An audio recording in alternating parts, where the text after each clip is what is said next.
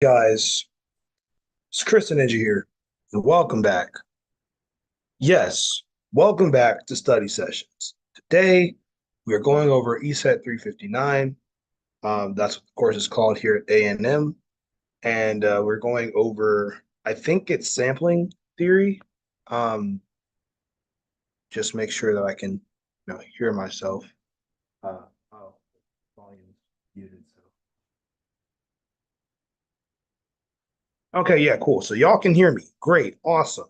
So welcome back to study sessions. I'm your host, Chris the Ninja. Like I say every time I say what's up, guys, Chris the Ninja here. Um, y'all probably figured that out by now. Um, anyway, first thing we're gonna be doing right here, sampling theory. So if you're sampling, so shoot, I should probably explain this a little bit. Um, okay, let me go to the notes real quick.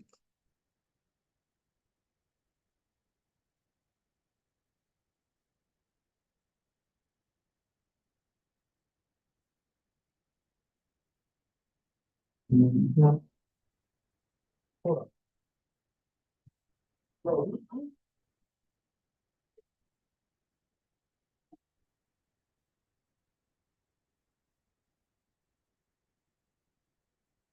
Man, somebody out here sneak this in the RA job like I wouldn't claim that stuff, bro. Don't sneak this my job, bro. Of course I'm gonna claim my people, bro. I'm gonna claim my people. We the South Side.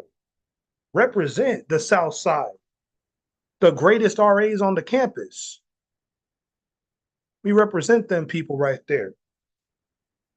But anyway, sorry for the brief um brief interruption.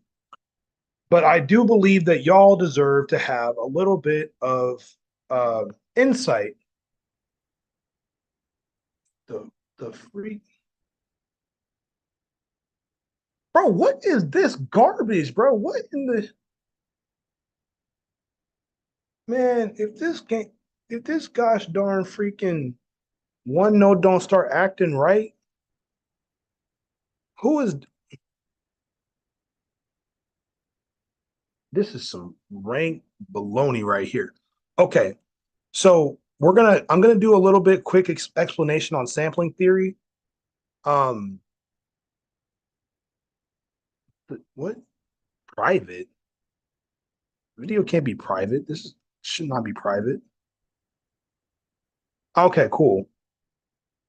What's up, Cyan? I thought the video was privated for a second. Um, so I had to double check. Anyway, so sampling theory.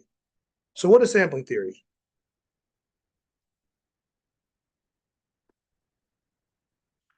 Well, sampling theory is not even really a theory. It's basically just how you take samples from either analog data or digital data. So, for example, oh geez, I'm about to break my dang iPad. For example, let's say we have a graph here, and let's say we put a sine wave on the graph,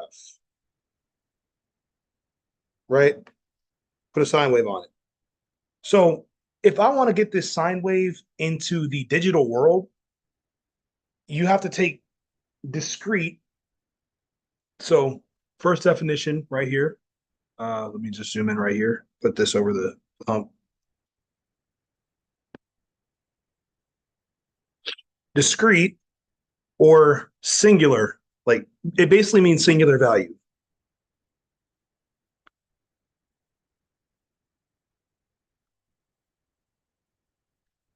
So if you're ever in a class and they say you're going to be using discrete numbers or discrete blah blah blah blah, it's basically a singular value. It's very focused. It's at one point.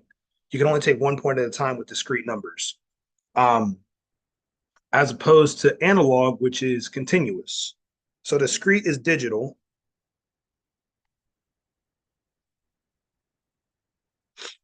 and then analog or continuous is analog. Excuse me.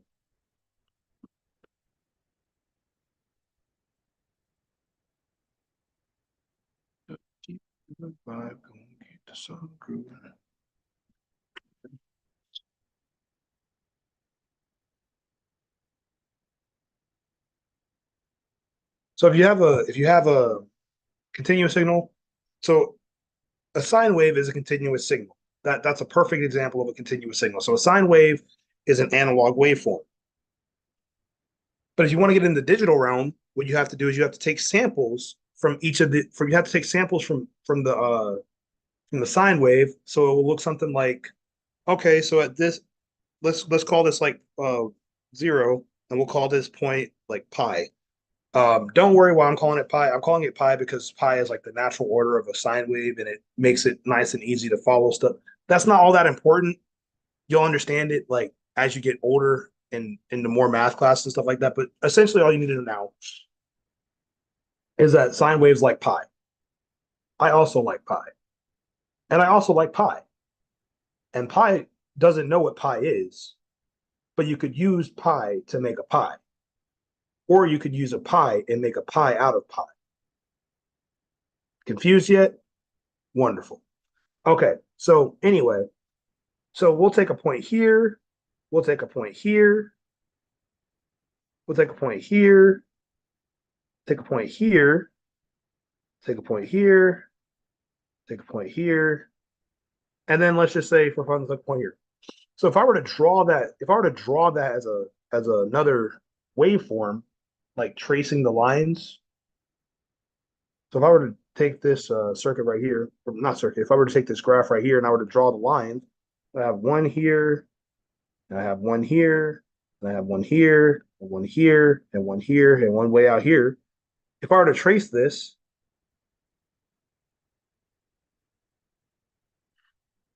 you could, and then let's just like for fun put a point way over here. So like we'll have a point here.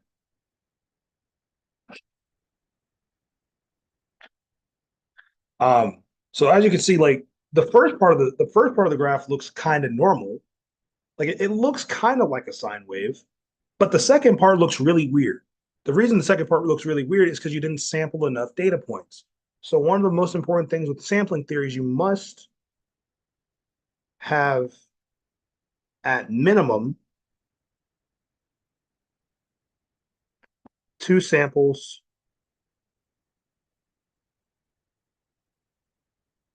per waveform. So you want to have two samples per waveform. If you don't have two samples per waveform, your sine wave, your whatever wave you're trying to draw is not going to work well, and it's going to come out looking weird, like the second half of that graph right there. And that's something you don't want to have. So one thing that we need, let me actually open my notes from class because my professor does a really good job. I really enjoy my professor. He deserves to be tenured, even though he doesn't really need it. Like I don't think, at least I don't think he needs it, but um, he deserves it. He's one of those professors. Like if he was on tenure, you wouldn't even realize it because that man just works hard. Um,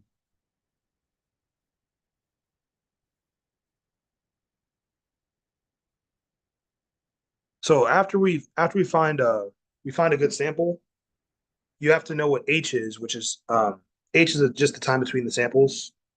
So let's just like so for this instance, we'll just say H equals like 1 second, and we'll say it's like a sine wave that can split evenly between the seconds. So H is just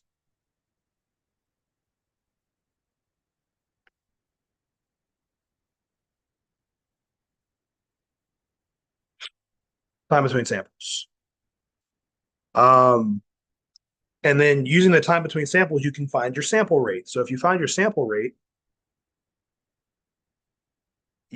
tells you how many samples you can get per second. So 1/h is your sample rate.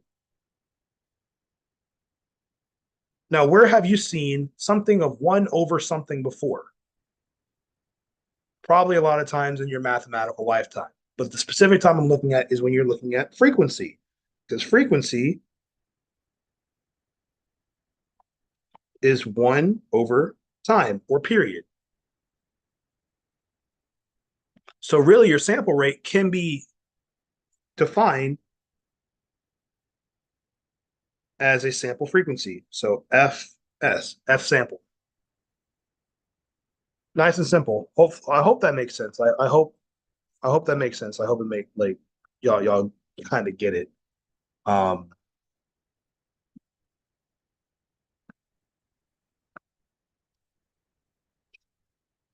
so if y'all understand that part, then we can go ahead and start moving into how I was saying like two samples per cycle. Um, the highest frequency defined at a sample rate is the maximum frequency. So F max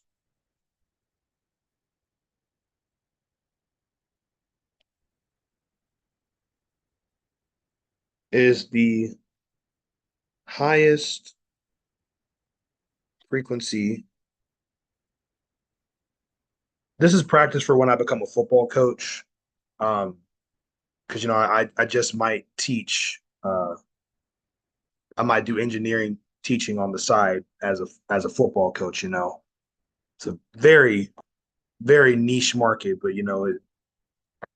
it'll get the job done. Just get the job done. Calming music to just relax. What? Hmm. Interesting. Um, and that leads me into our Nyquist frequency. Now, Nyquist was a scientist or a mathematician. I really don't care. I don't really care what he did as a job. The dude's dead now, but he gave us some really interesting information. So Nyquist frequency is the folding frequency.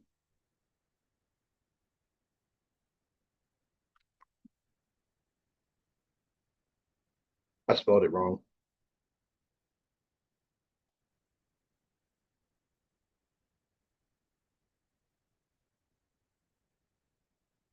Golly, man, can I write?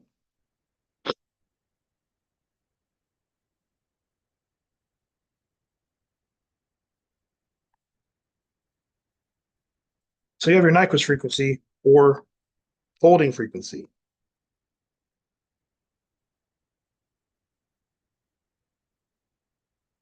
So the way that my professor taught this to me is imagine you're driving in a car, right?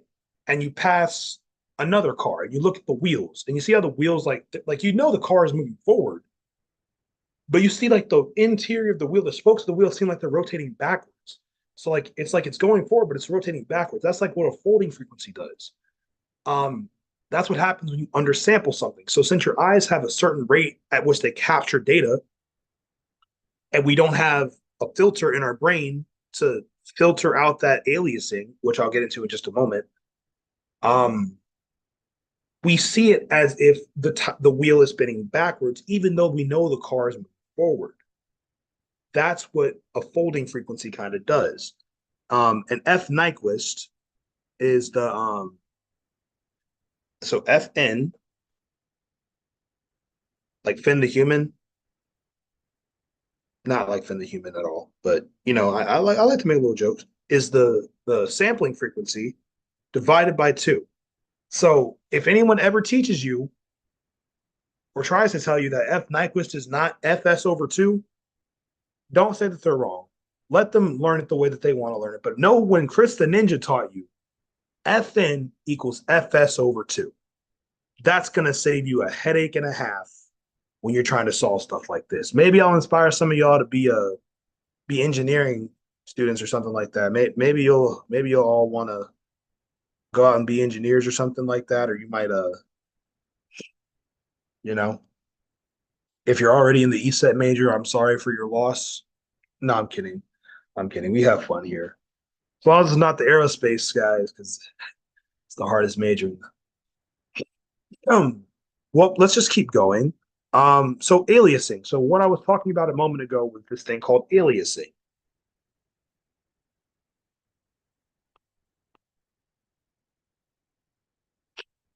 So aliasing is the folding of frequencies.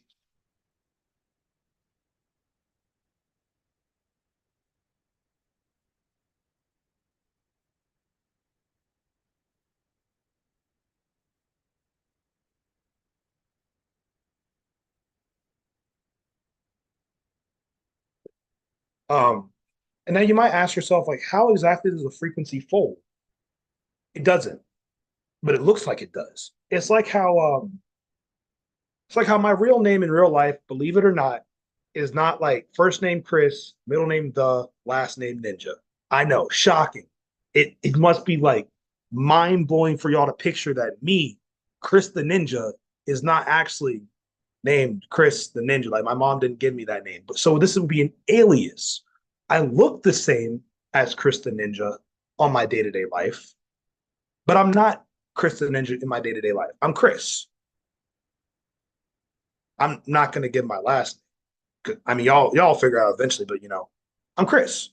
Or when I go to Chick-fil-A, I'm Marquise because there's too many people that have the name Chris on the planet, and there's, for lack of a better term, there's not a lot of people named Marquise on the Texas A&M campus.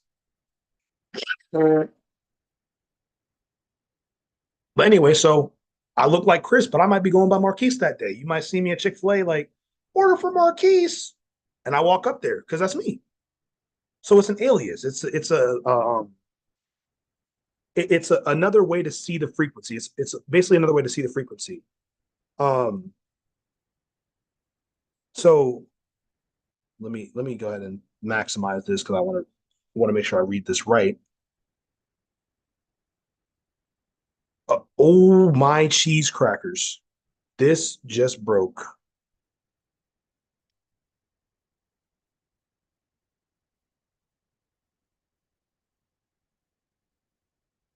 Okay, so basically, in my professor's wording, because he's much better at explaining this stuff than I would ever be.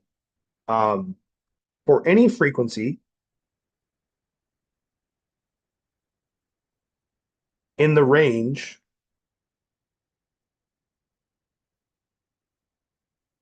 from 0 is less than equal to f, which is less than equal to the Nyquist frequency, the higher frequencies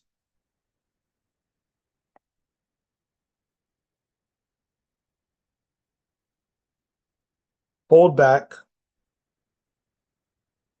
or folding back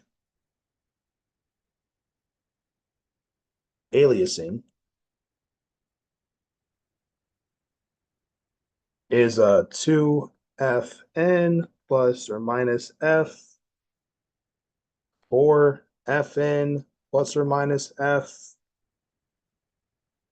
6fn plus or minus f. So if you can't tell, it's like multiples of 2. So it's basically 2n of f Nyquist plus or minus the frequency given. So that leads us to our first homework problem. First homework problem. So now we can actually like kind of get to the homework problems. I'm sure y'all who are in the class know what you're doing. So this is mostly for people who have not learned this yet. What's up, Crimson? Welcome to the stream. Um, Let me go back over here and change the thing. There we go. Okay, so if sampling frequency fs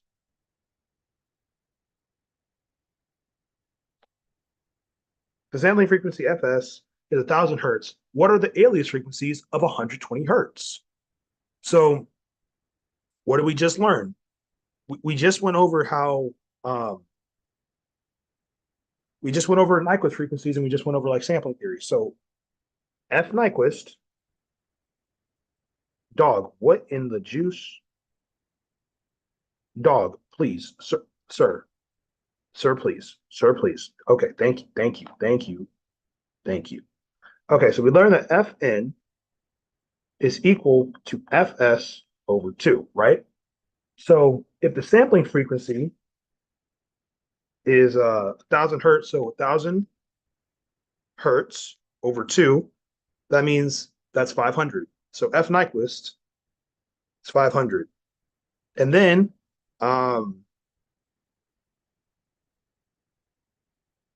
what did he I forgot how he did this. Forgot how he did this, bro. Uh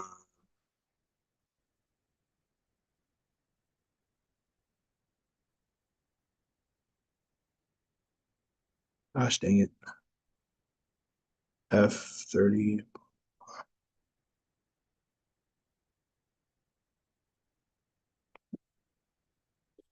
So the alias frequencies would be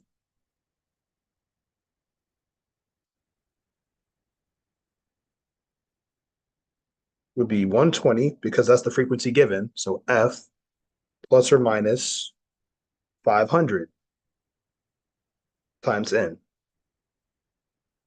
And that's whatever this stuff might be. So if we were to do plus 120, it would be 620 hertz, and then it would be 480 hertz. No, my bad. Sorry, 380 hertz. I'm not doing math right. 380 hertz for the minus, and this is plus. Trust me, guys. I passed basic math. I promise. I promise I passed math in like middle school. I promise. Look, I wouldn't have gotten to college without it. I wouldn't have got to college without it. Notice someone else joined the stream. Welcome to the stream. Thanks for being here. Appreciate you tuning in. We're just studying. So, what is the quantization step size of an 18-bit converter with a voltage range of plus 5 volts to minus 5 volts? So, before I go back and check the notes, one thing that you can look at first and see what the step size of it is. Every time you talk about bits, go back to the binary video. The video I did on binary that goes over all the bits. So you know that the every time you're dealing with bits, you're dealing with 2 to some n value. In 99% of cases, it's 2 to some n value. So right now we're dealing with 2 to the 18. And if I pull out my handy dandy TI-84 hashtag not sponsored, Texas Instruments. Give some engineering students like some NIL deals. Like, can I hop on the NIL with Texas Instruments for you two? I'm a former athlete. I still run like a sub 6 40-yard dash. I think I can still catch. And Texas Instruments, where y'all at? Anyway, now that my calculator has booted up, we do 2 to the 18. I don't talk bad about TI. I'm telling TI. I'm here. I'm here. You sponsored. Okay. Anyway, so you got 2 to the 18. That gives you 262,144 bits. That's how many bits are in within the range of 2 to the 18. Now with 2 to the 18, if we have a voltage range of plus 5 to minus 5, plus 5 minus negative 5, that gives a 10 volt voltage range. So I think, if I remember this correctly, you do 10 divided by 10 volts divided by that each of those bits, and that gives you a step size of 38 microvolts, I believe. So step size.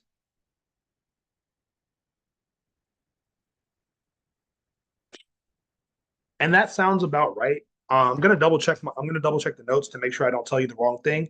But the reason I'm saying that sounds about right is because you have 260,000 steps. Imagine you're at your house, right? And you have 262,000 steps in your house to get to the second floor. How big is each one of those steps? You probably can't even see each one of those steps. You could, that's why there's not like 200,000 steps in a house. But I digress. Let me double check this stuff because I trust myself, but I'm also an engineer and I refuse to make myself wrong. Approximation. So let me kind of explain this while I like look at it. In case you missed the class because you haven't been showing up or you're under the age of 18 and you're not in college yet. Let's talk about quantization. For the record, I caught it. I caught it for the record. I told you I'm an athlete. I told you I'm an athlete. NIL. Give me my deals. Sponsorships. Name, image, and likeness, you know? NCAA 2026 engineering edition, something like that. I don't know. Shoot, man. Give me scholarship. I don't know. Anyway, quantization.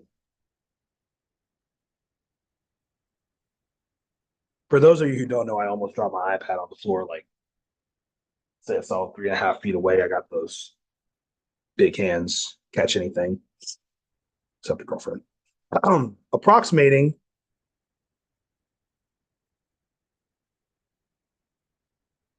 a continuous signal with finite numbers or with finite number of levels.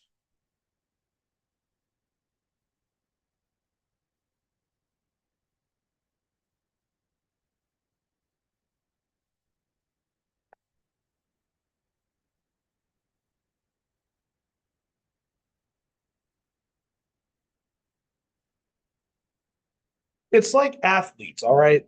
I know I've been on my athlete kick and all that, but like think of quantization as like you have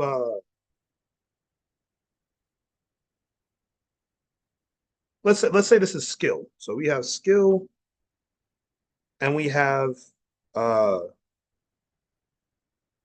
I guess like I don't know, sport level.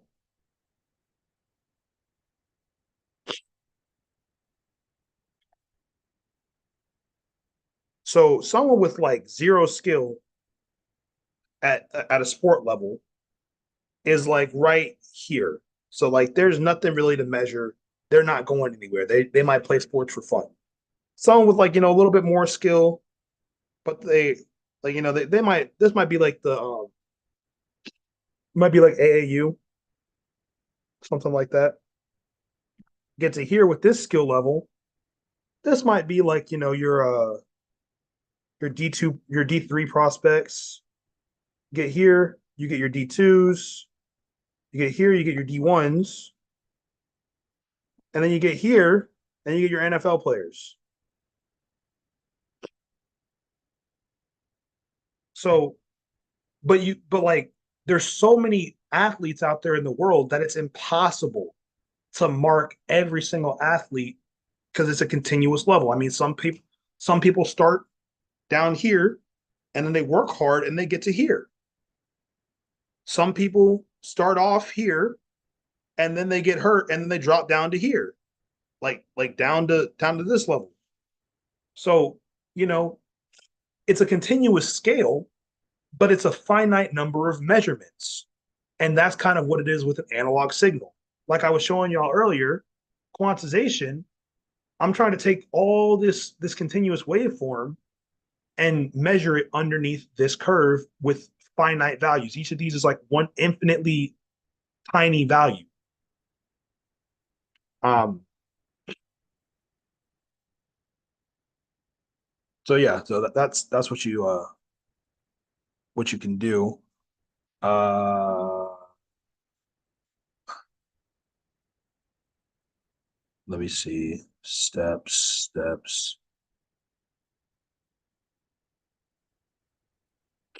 So like I assumed, the quantization step size, why is everything an E, man? Like I don't understand why everything has to be an E value. Shout out to my cousin. He's great. I love my cousin. I was just teasing her about her height. The fun thing you can do is the older, taller male cousin because you know girls just most times are not as tall as guys. Sad tragedy for them. But nah, you know, she's cool. She's really cool. I really think that she's a great cousin. I give her like seven cousins out of 30. Seven cousins out of 30, you know. If you see this, you see the smile on my face, you know I'm just messing with you. Anyway, you know what? in honor of my cousin, it usually is E, but we're gonna call this A. This time we're gonna call it A. All right. So A is the step size.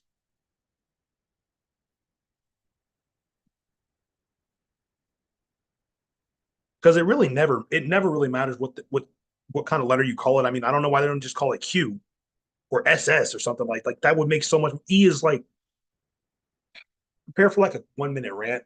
The thing that bothers me with electricity is how many times you got to use the same freaking letter for every single problem on the dang page. You got E,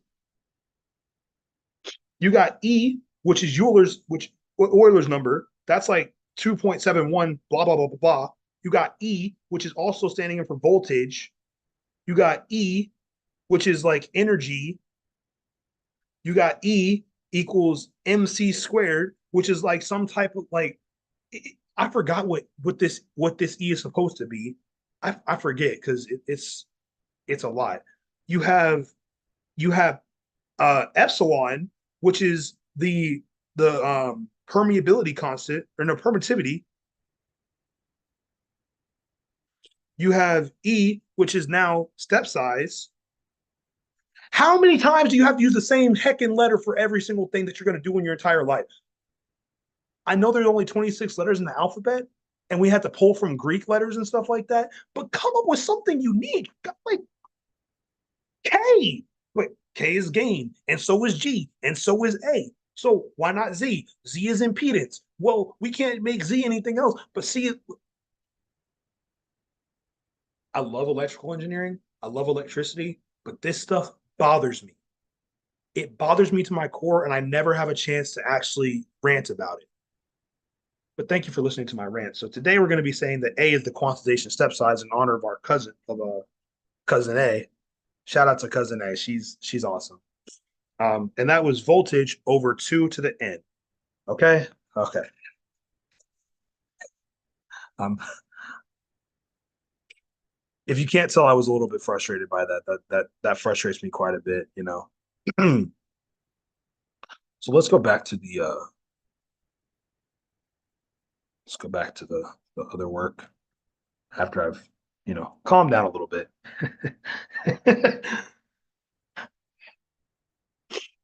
When y'all see me in like 30 years, like quoting equations and stuff like that, trying my hardest not to go insane, you'll know exactly what happened. You'll know exactly why I'm trying not to go insane. You'll understand by then. So yeah, that's the oh, and V is the voltage, like the total voltage difference. I don't know if I said that or not, but you got to make sure you use the full total voltage difference.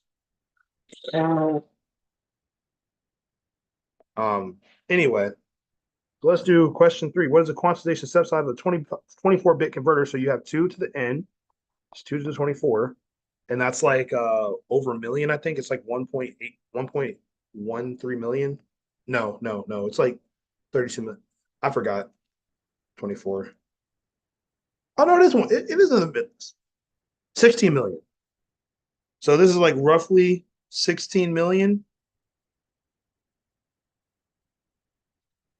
Um, voltage range of +3 to -3. So V equals 3 minus -3, which gives us a voltage range of 6. So then we do 6 or yeah, 6. I'm doing this right? Yeah, voltage over the thingy. 6 over 6 16 million. So 6 divided by that, and we get a step size of, drum roll please. I am not going to make you actually drum roll. 0.358 microvolts. And a brand new car. No, I'm kidding. I'm kidding. You don't get a brand new car. You get literally less than 1 microvolt of a step size. That's what you get. Uh cheese crackers. So now going into the next question, we're asked, what is the quantization signal to noise ratio? So the signal to noise ratio, let me go back and double check this stuff because you piece of garbage. The cheese crack, what in the cheese? I just want to see the notes, bro. I just want to see the notes. All I want to do is see the notes that I'm supposed to be seeing, okay? That's all I want to do. I just want to see the notes. Um,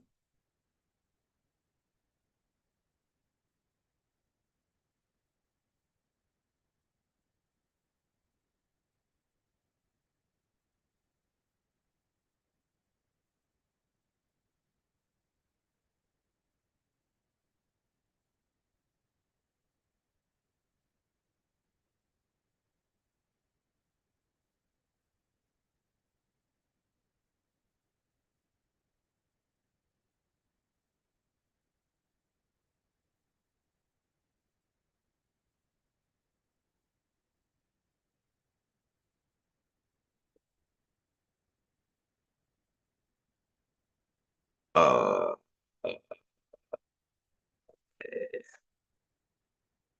that's some ASMR stuff right there. I then got old rasp right there. Okay. RMS noise. Okay, so to find the signal to noise ratio, you got to take the peak to peak, voltage peak to peak, so VPP, divided by RMS noise. And signal to noise is introduced by quantization.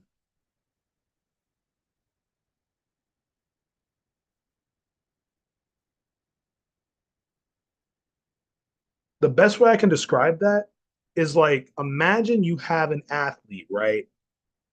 Let's say, okay, for example, let's take myself. Let's take myself as an athlete. I'm definitely not at the bottom level where like I'm not athletic at all, but I'm definitely not NFL level. And I'm definitely not D1 level. I might be around the D2 level, but I'm also out of practice. So if we're being completely honest, I'm like the bottom of the D3 school right now at my current state of athleticism. I'm at the bottom of the D3 school, but I'm just above, AAU or intramurals. So like I could play in intramurals, but it might be an unfair advantage for people who are not as competitive or not as athletic. So that's where the noise ratio comes in. Because where would you put me? You can't put me at a D3 school because you might lose every game, but you put me at a good intramural team and we win in every game. So we gotta balance it out, and that's where we get our signal to noise ratio.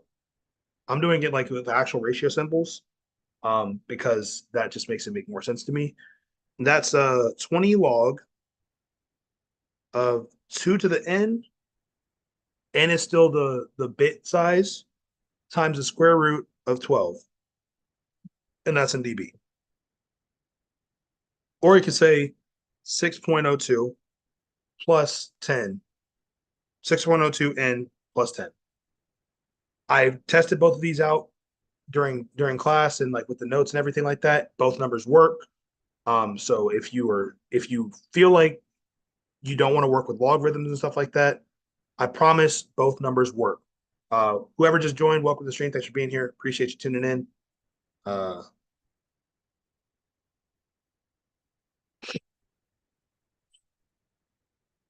let's see. So the question is, what is the quantization signal to noise ratio of an 8-bit converter? So we do 20 log. Well, actually, I'm gonna just do it like the shorthand way, 6.02 times 8, because it's 8 bits. So 6.02 times 8 plus 10.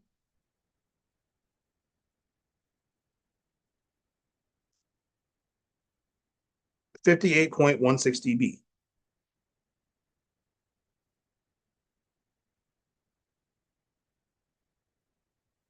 If I were to do 20 log, so 20 log of 2 to the eighth Then multiply that by the square root of 12.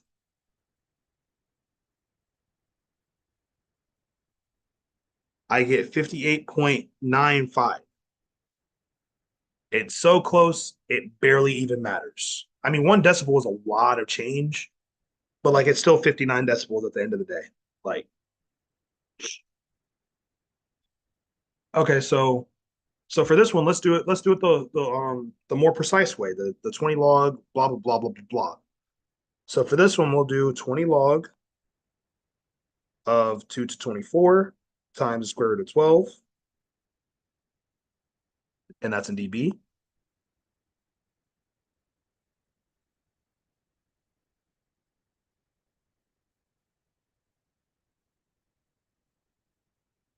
That gives 155.286 dB.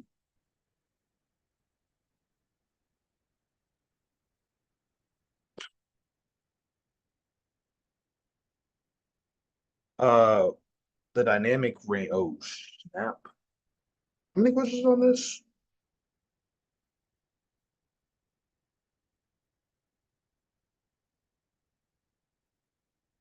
Oh, it's only like 17 questions. Dynamic range. Okay, I forgot what dynamic range is. I really forgot. Um,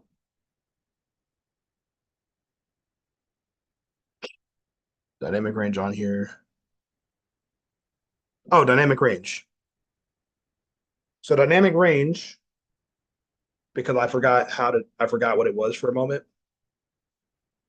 And also, don't hear life advice with Krista Ninja. This is golden life advice for Chris with Krista Ninja. I'm gonna have to clip this too. I'm gonna make this a YouTube short like later on, like tomorrow or something like that. But this is life. Where how long have we been streaming? Exactly where are we? Uh like 41 minutes in, about 41 minutes in. Okay, look, life advice with Krista Ninja. Don't let anybody ever tell you that it's not okay to forget something or that you'll not have access to what you need when you're on the job or when you're in the real world. When you're in the real world, you will have access to everything you need. A lot of things you'll learn on the job, and that'll like help you do the job. And if you have a job where you have to, remember calculus equations and stuff like that, you'll either have some computer where you can look up the equations, some book where you can look up the equations, or a really smart coworker that's been there for years that knows how to do it in a program or something like that. Don't let anyone ever tell you that you won't have access to it in the real world. They test you like that because they want you to remember it for when you're doing classes and stuff like that for the test, so you don't have to look it up every time. But you will almost always have access to what you need when you're doing a job. Life advice with Krista Ninja. Okay. So the dynamic range, as I got distracted because I was trying to tell y'all how, you know, life really is. I People used to tell me that stuff all the time when I was younger. People told me like, "Oh, you're not going to have a calculator in your pocket when you're uh when you're out in industry." What's this? What's this? There's a calculator app on my phone, isn't there? There's a calculator app on a flip phone. The cheese do you mean I'm not going to have access? Like y'all, like you see what I'm saying? Like you see how, oh, you're not going to be able to look at the book when you're on the job.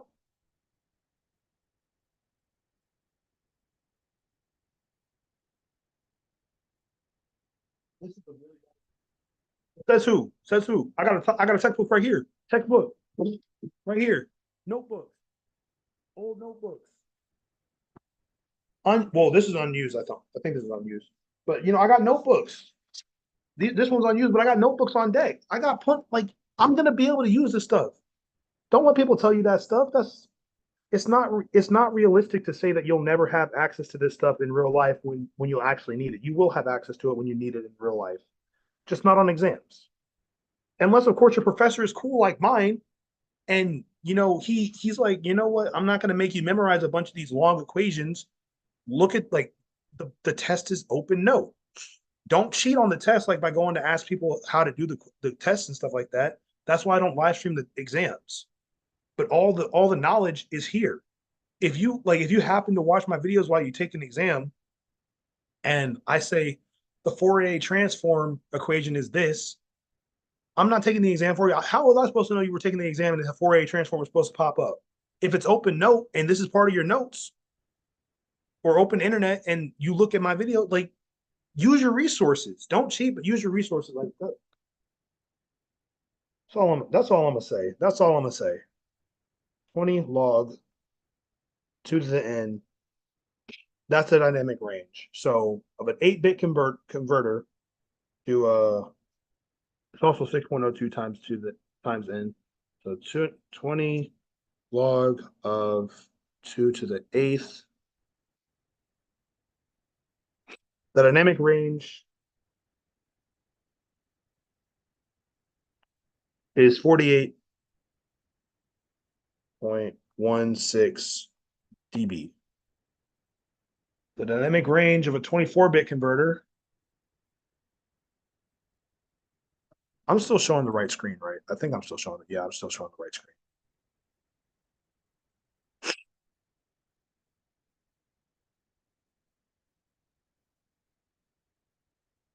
The dynamic range of a 24-bit converter. So you do 2 to the 24, then do 20 log of that. 144 dB. What is the minimum sampling frequency for 2000 hertz sine wave? Aren't you glad I went back and said this at the beginning of the video? If you missed it, go back to the beginning of the video. You know, but if you want, but if you were paying attention, you know. Cheese crackers. Minimum sampling frequency, that would be 4,000 hertz.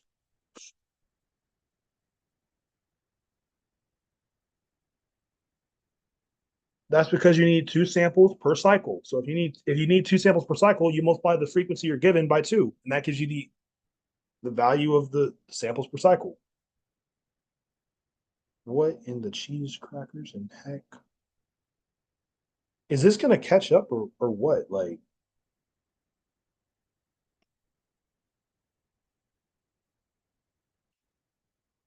I'm not sure. We're just gonna move this down further so I don't have to worry about it. Fs min equals 4,000 hertz.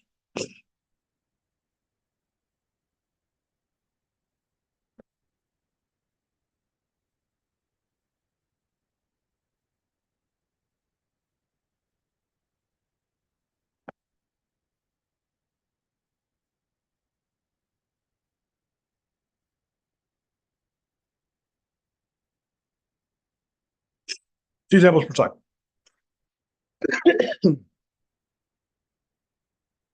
All right. So now, oh, well, I guess I don't really need to do that. For an anti-alias filter, what is the cutoff frequency for an input signal range of 1 to 1,000 hertz, and the allowed signal loss is less than 10%. Now, this is what I was talking about um, when I was saying like people like mess up filter design and stuff like that. Because my professor told us like people mess up filter design a lot. When you're at the cutoff frequency, so this is just like a little crash course in cutoff frequency, which you should go back to watching the old live streams about, because I cover this kind of in depth. Um, let me just scroll up real quick, make sure y'all see that. Your cutoff frequency at cutoff, so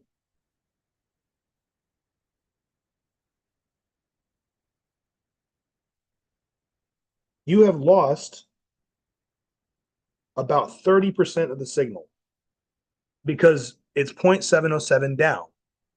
It's just how like the graph works. So like my signal's here.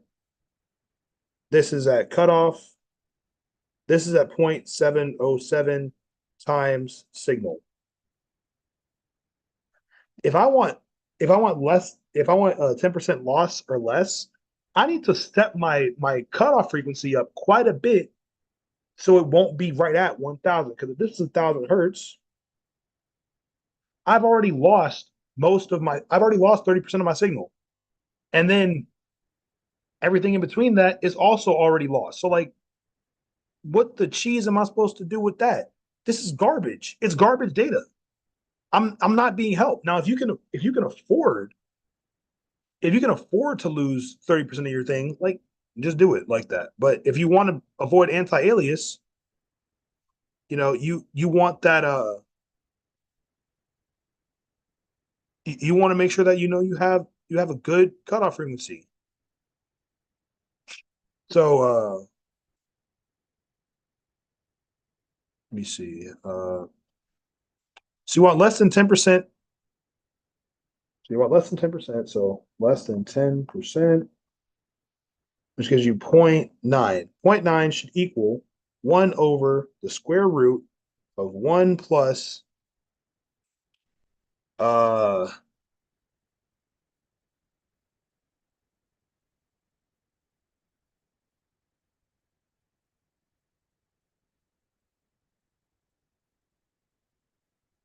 think it's FN.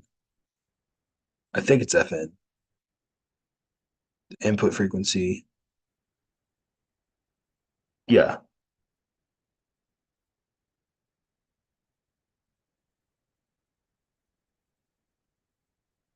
double checking my equations real quick. Uh, yeah, so I should be FN. Should be FN. So 1 over 1 plus 1,000, like the highest frequency, over the cutoff, and that is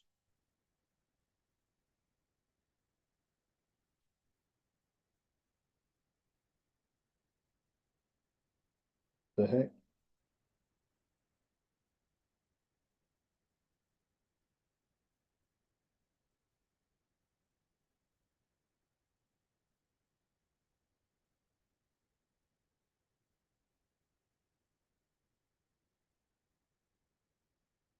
What?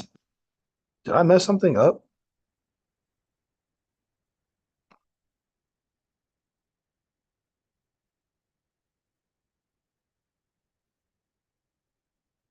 I don't think I messed anything up.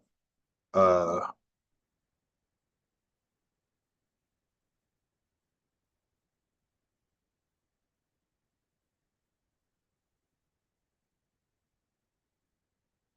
he doesn't give us an N, which means I don't think we can solve this one because it all depends on the bits. Uh,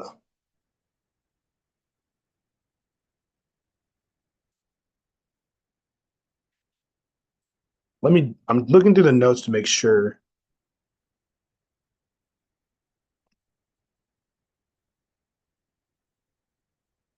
Looking through the notes, looking through the notes, looking through the notes.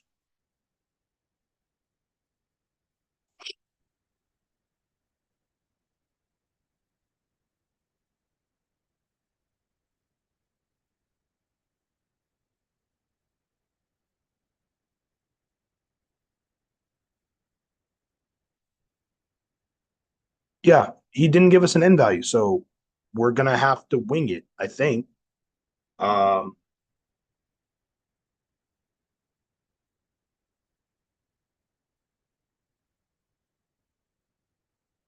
we're gonna assume 8 bits. I'm gonna assume that he wants an 8-bit converter for question 9. Because we need we literally need the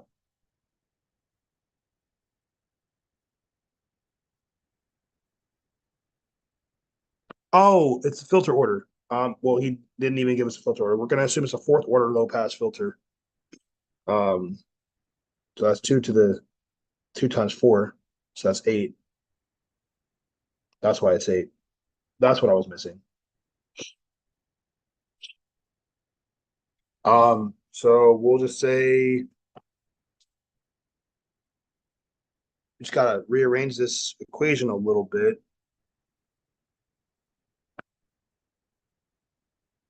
So rearranging the equation.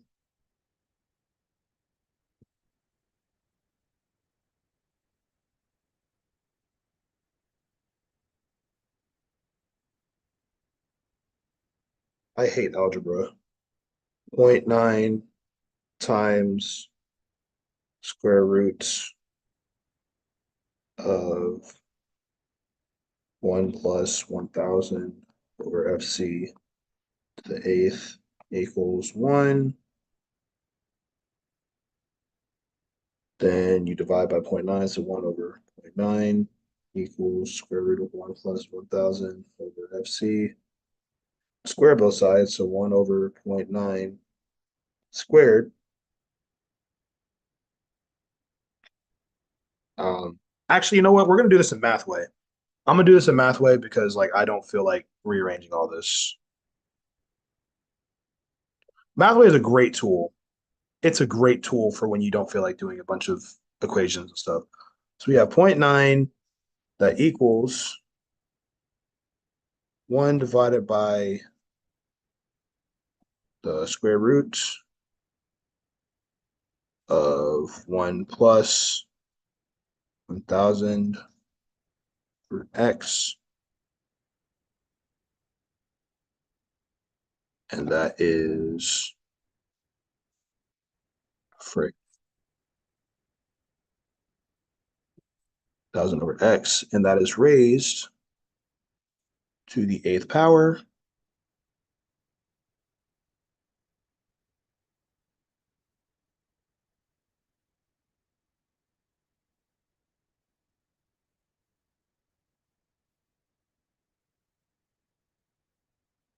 So the actual frequency you should be putting it at x is about 1198. So we'll just say put x at 12,000 or 1,200. So FC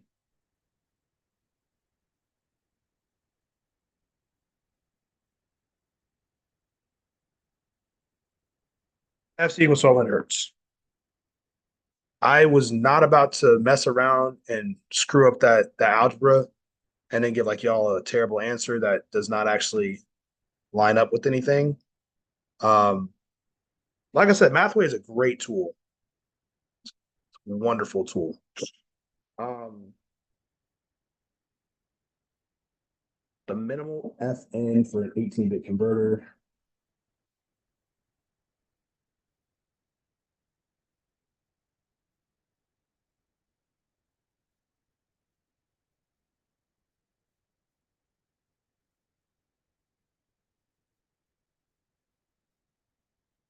So for this one, we want to have the want to have our A value that in honor of our cousin A.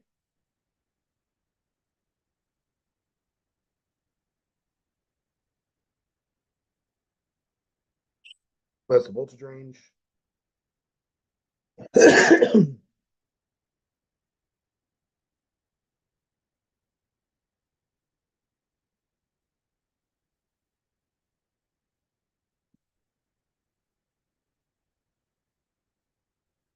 This man forgot to give us a this did he for this man is forgetting to give us stuff, man.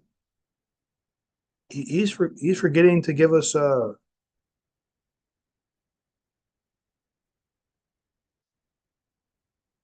values.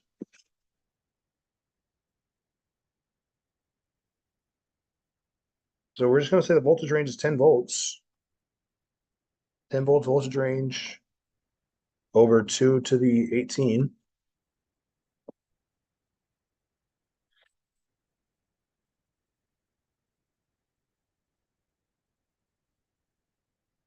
That gives you 38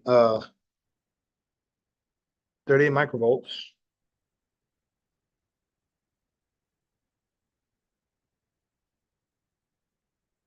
And then you just do 38 microvolts equals 1 over square root of 1 plus the Fn over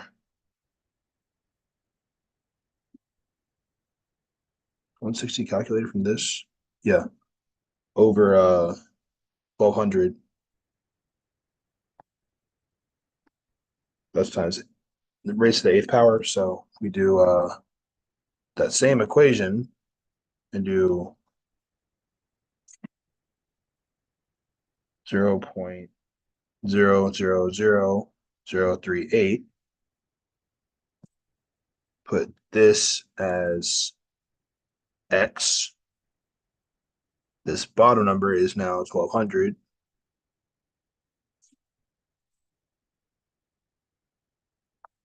Still raised to that same power.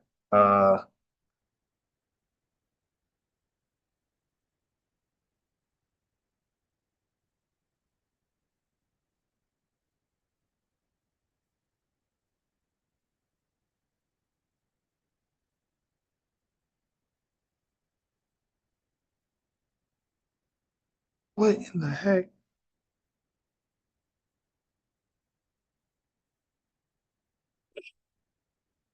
How is he not able? How is this thing not able to solve the problem?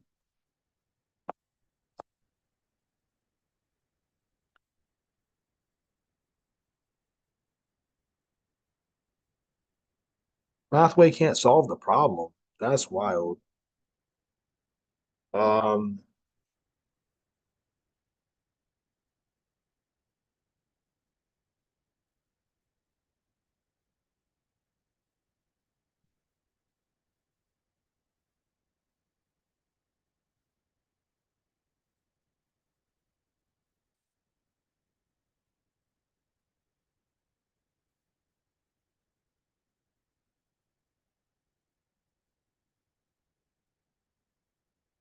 divided by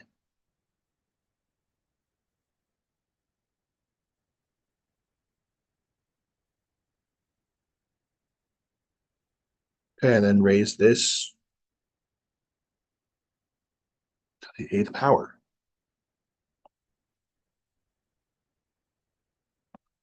Bro, that's wild.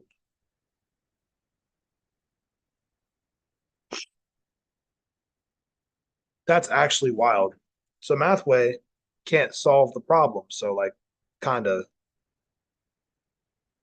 I mean like I don't need Mathway to solve the problem. I was trying to solve it a little bit faster than doing everything by hand, but that's how it's going to be.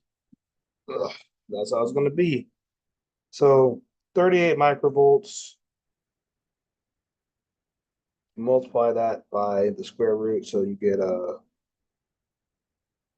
basically the square root of 1 plus Fn over 1200 to the eighth was 1 over 38 microvolts. You square both sides. 1 plus Fn over 1200 equals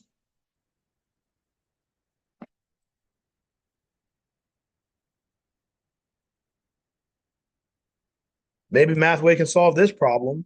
1 over 38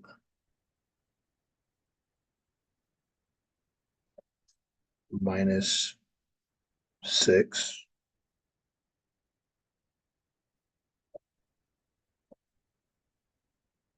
squared.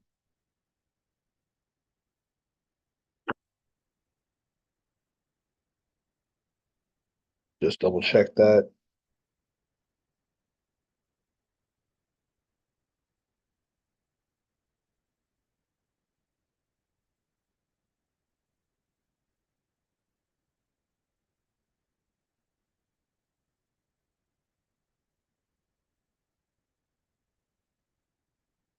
Wait, that's not right.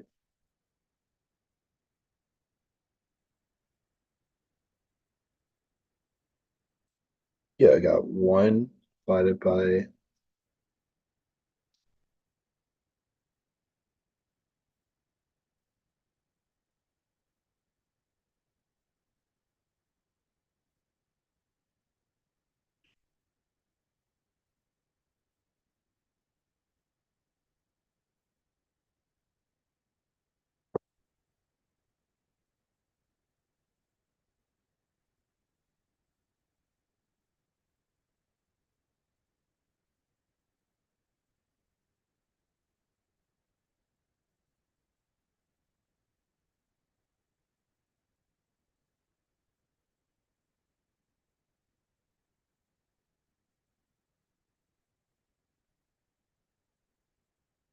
Okay, yeah, that's better. That gave me the right answer. Okay, and then that squared.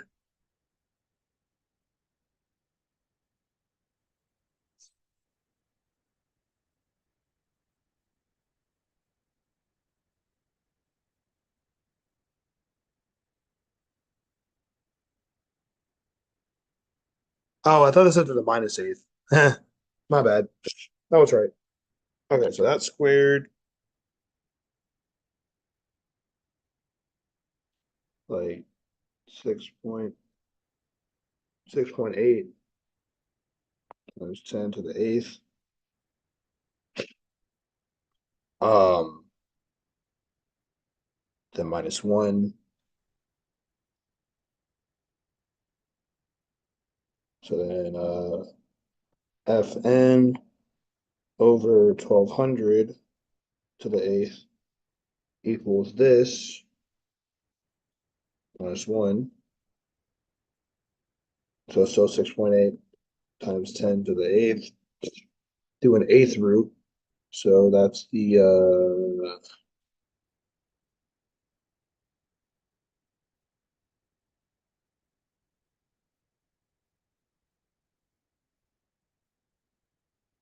so then you have Fn over 1200 equals about 12.72 multiplied by 1200.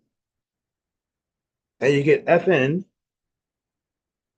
about 15.26 or 15.26 kilohertz. That's probably the closest I'm going to get to a real answer. That probably is the correct answer.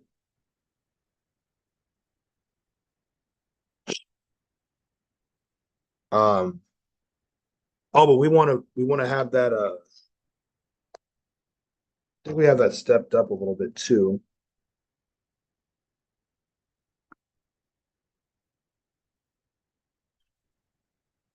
So let's set this up to like 16,000. So yeah. Um, so now we're getting into harmonics. Now here's a cool thing. Here's a cool thing about our professor. He doesn't wait. He may go on a couple rants every now and then, but this man teaches you everything you need to know. Seventh harmonic doesn't exist. There's no such thing as an odd harmonic. Wait, no. There is. I was about to say there's no such thing as an odd harmonic in a square wave. There is. There's no even harmonics in a square wave. Uh, that's what we learned. So if I go back over here to the notes,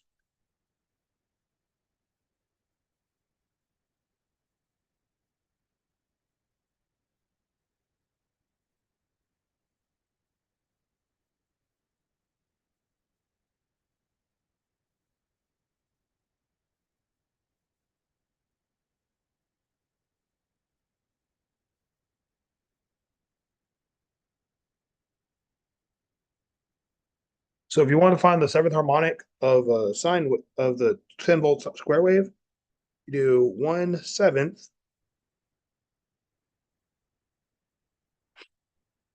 sine of, he didn't give us a frequency. So we'll do omega t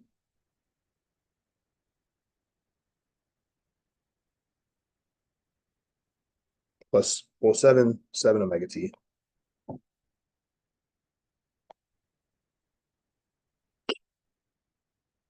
And that is then multiplied by 4 over pi, or I guess 40 over pi because you have 10 volts, so 40 over pi.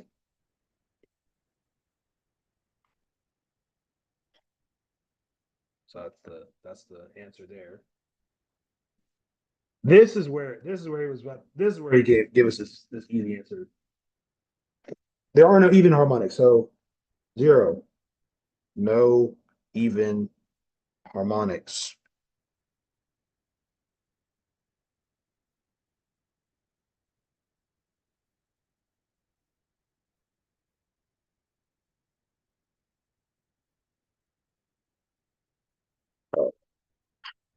just to speed things up a little bit because it's getting later and I want to go to bed.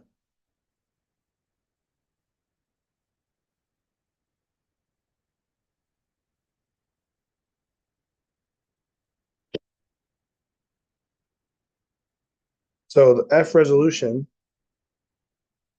is 1 over n times t, which is n is number of samples, t is time in seconds. So if we have 100,000 samples in 20 seconds,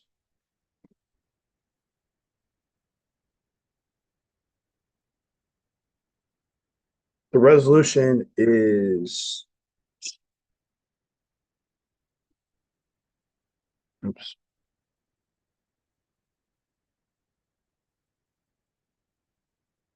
resolution is 0.5 hertz or 0.05, 0.5 microhertz.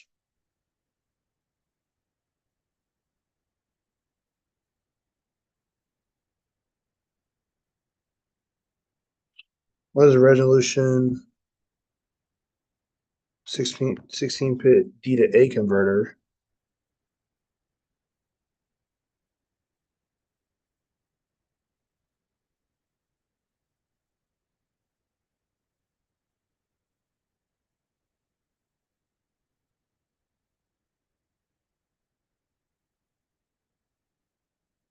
Output range is 0 to 12 volts, so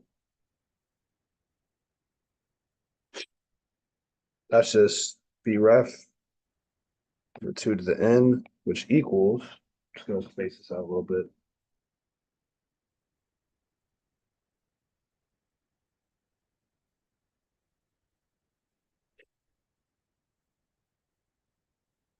Twelve volts, um, and 2 to the, oh geez, and then 2 to the 16.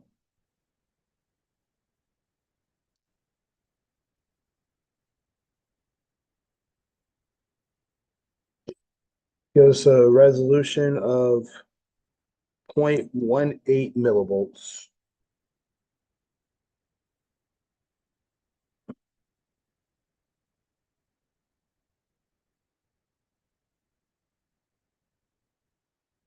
Maximum output frequency, uh, F out,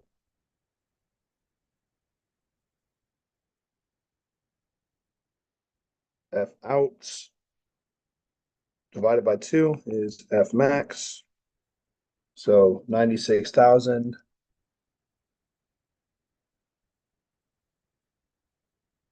divided by 2, get 48,000. So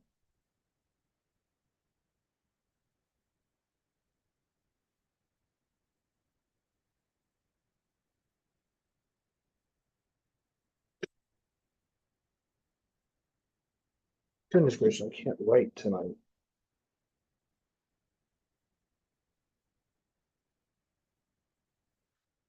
What value R sense makes I load 10 milliamps? Uh, uh,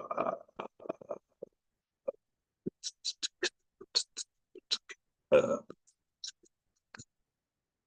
uh, come on, come on. Go to the next page. Next page, next page, next page, next page. Come on. Going back to the modules. Hit them up out here, man. You know I'm coming like Fajul. Ooh, I'm Ponderous. I'm like Pontius, which you know I'm pondering out here, man. I'm a Pontius.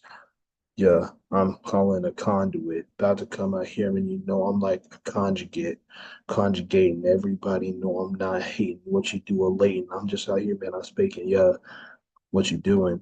I'm chilling, dog. If you step to me, I'm getting hogs, eat them up. Yeah, I'm gonna eat them, bro. Hit them every time, man. You know I'm about to lead them, bro. Yeah, dog.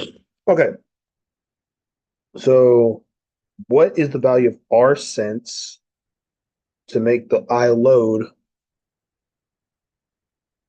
10 milliamps? So I is basically I load. That equals Vn for R sense. So if I want 10 milliamps, and I know the Vn is 2 volts. So we got 2 volts.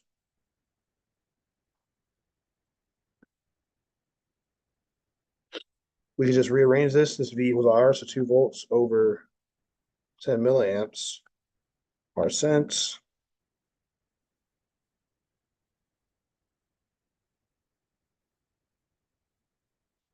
R sense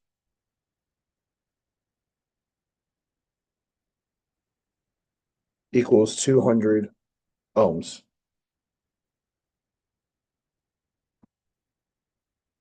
I think that's right.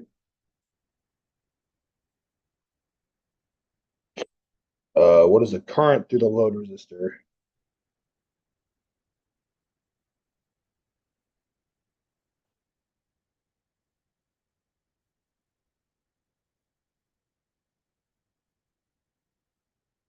I think it's 0, actually.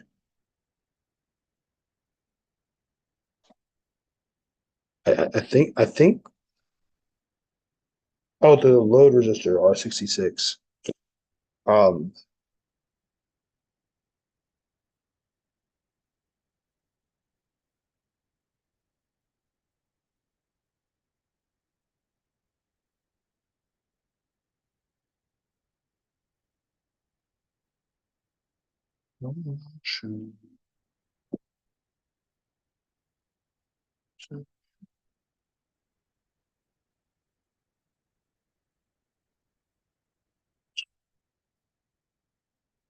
current through the load resistor. I think the current through the load resistor is actually the same as the current going through the sense resistor because it's dumping current. So like I think it's 10 milliamps. Well, actually 12 divided by 1000. 12 milliamps.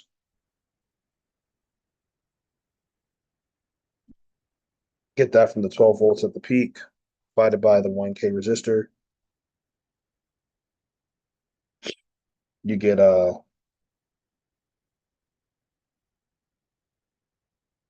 milliamps because V equals I R. That's the homework.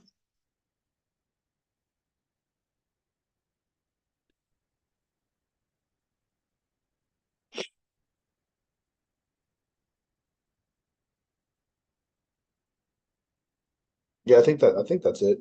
Uh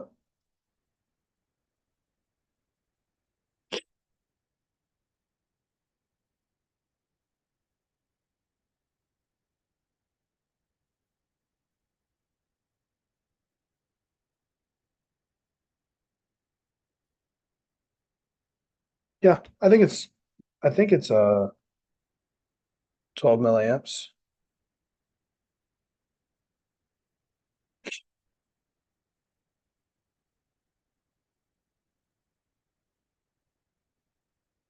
Could be wrong, but if I'm wrong, correct me in the comments.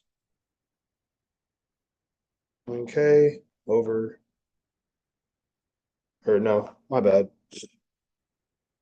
2 volts over 1K, or no, 12 volts. My bad. 12 volts over 1K.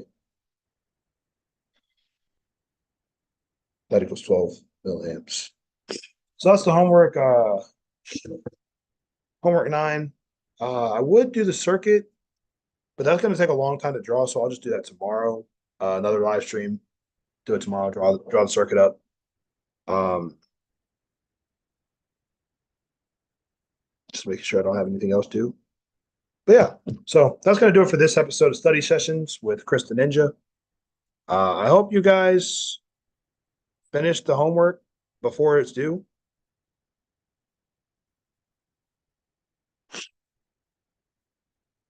Uh, yeah, I hope y'all enjoy. I hope y'all finish homework before it's due and all that. Thank you for tuning in. I'll be back tomorrow. I'll draw the circuit and maybe, just maybe, I'll do a little special something for y'all 355 guys going into your final exam study preparation.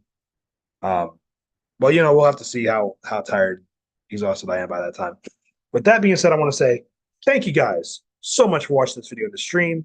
If you liked it, strike that like button, like a ninja really would. And I will see all you guys. Subscribe. Oh yeah, subscribe. I'm supposed to say like subscribe to the channel.